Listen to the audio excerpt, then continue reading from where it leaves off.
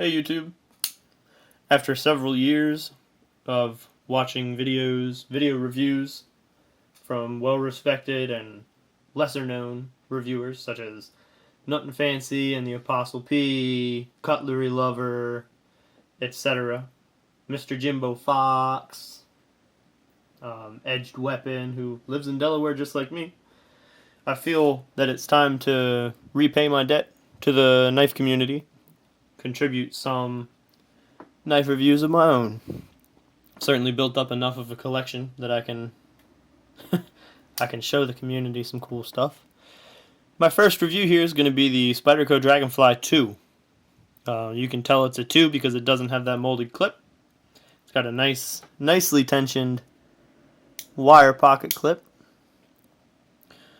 The lockback featuring 2 1/4 inches of Hitachi's 3% carbon zdp189, produced in Seki City, Japan. Being the zdp189 version means it also has British Racing Green handle scales. As with all the FRN Dragonflies, it has, hold on, let me grab my Olight S15 baton. It has no liners in it. The only metal you see in there is the lockback itself and or the spring inside. The British Racing Green fiberglass reinforced nylon handle scales are nice in that they're lightweight. This is a 1.3 ounce knife. It weighs practically nothing. You will forget you have this in your pocket or clipped to your pocket. Those handles that make it so lightweight and so ergonomic and everything, they're also my biggest fault with this knife. The biggest thing I can find wrong with this knife is the fact that it feels cheap. And it's not a cheap knife. This is much more expensive of a knife than you would believe. If you handed this to someone, they might be like, oh, that's a nice gas station knife, because it's just plastic. The only other downside to this knife is that it has a small amount of front to back blade play, which cannot be adjusted out like side to side can, which this has none of. But the front to back is solely the machining of this tooth on the lock bar and how it meets the notch cut out in the tang of the blade, which there's nothing you can do about. It is what it is. No adjustment. Now this is actually not my first Spyderco Dragonfly. I never owned a number 1, but I do, however, own a foliage green G10 Spyderco Dragonfly 2. This is Spyderco's more standard VG10, which they use on a lot of their folders, still produced in Seki City, Japan. Has the same jimping, front and back. Main difference between this and the zdp189 version is that with the G10 handles, you get liners. You get full stainless steel liners, which are heavily skeletonized. You can see the big hole in the center of it, where Spyderco attempts to save as much weight out as they can. It goes all the way up there to down there. Then you got that thick chunk of handle back there, the back spacer. But it still makes for this knife only weighing 2 ounces, I believe. It's still a very lightweight knife. I prefer this one over my ZDP, for one, because it's easier to sharpen. I mean, I've got a nice pretty, wipe it off, nice pretty Edge Pro Apex edge.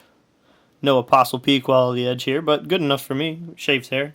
3000 grit is where I stop. I'm going to take the zdp189 Special Edition off the table and just have the G10 because it shows up a little better on camera for size comparisons.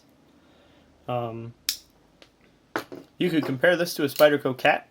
This is the G10 version, produced in Taiwan with 440C steel. I do not think highly of Spyderco's 440C. I would much rather have like a nice Benchmade 440C.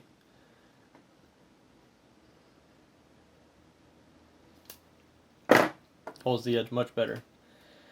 Spyderco's 440C doesn't hold an edge anywhere near as well as VG10. But this one, if you look from the front of the choil to the end of the handle, is almost exactly the same to the millimeter. It might be 1 or 2 mils longer on the cat, but you get a significantly longer blade with the cat. You get a longer cutting edge. So pick your poison. I personally prefer the dragonfly over the cat any day. Another size comparison. A lot of you guys probably have this knife. Spyderco Delica 4. This is a saber ground. Also zdp189. That's for another review. A lot of you probably have this knife, which I actually do not like one bit. This is the Spyderco Tenacious 8CR13 MOV, featuring a nice, very well rolled over edge pro apex edge. Don't really care for that knife. My favorite Spyderco in that size for a sheeple friendly carry, I guess in like an office, or if knives are frowned upon in your area, or if you have legal limits on length, would be the Chaparral. This is essentially one of my grail knives. I love this knife. Produced in Taichung, Taiwan. The jimping on the Taiwanese knives are not as good as the ones from Seki City. None of them are. The Sage's jimping isn't as nice. I have 2 Chaparrals.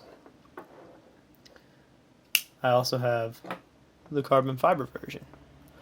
Now, this is a little bit bigger than the cat, with the blade just a little bit bigger, but you get a good amount more handle, and that makes it for a full hand grip.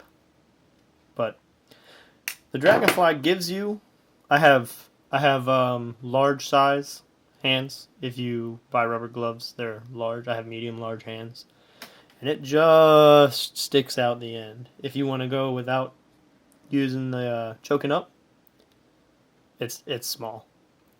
But if you choke up as intended, it actually fills the hand reasonably well. It's a small knife. You can't escape the physics of it.